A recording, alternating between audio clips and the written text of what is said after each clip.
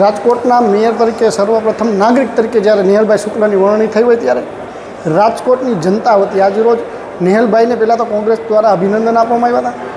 ખેલદિલી હોય છે, રાજકારણની અંદર ખેલદિલી હોય છે, ચૂંટણીઓમાં હાર જીત થતી હોય, સત્તાઓ પલટતી હોય, આવતી જાતી રહેતી હોય ત્યારે મેં એને અભિનંદન આપવા ગયા હતા। સાથે સાથે મેલોડી ખવડાવી અને અભિનંદન આપ્યા છે કે રાજકોટની જનતા પીડાઈ રહી છે। જે સાંઢિયા પુલ અત્યારે બનીને બ્રિજ છેલ્લા 15 દિવસથી જ્યારે તૈયાર હોય ત્યારે રાજકોટ મહાનગરપાલિકા હજી એનું ઉદ્ઘાટન નથી કરી, તો રાજકોટની જનતા વતી અને મેલોડી આપીને એને એક પ્રકારે અભિનંદન સાથે વિરોધ દેખાડી દીધો।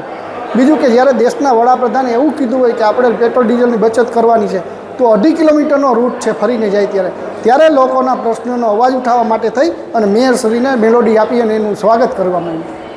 2 કે 3 દિવસની અંદર ખુલ્લો બ્રિજ નહીં મેળવવામાં આવે તો અમારા 7 કોર્પોરેટરો સાથે પ્રદેશ કોંગ્રેસ અને રાજકોટ કોંગ્રેસની સૂચના મુજબ અમે આગળ એવું લાગશે તો કોંગ્રેસ એનું ઉદ્ઘાટન પણ કરી નાખશે।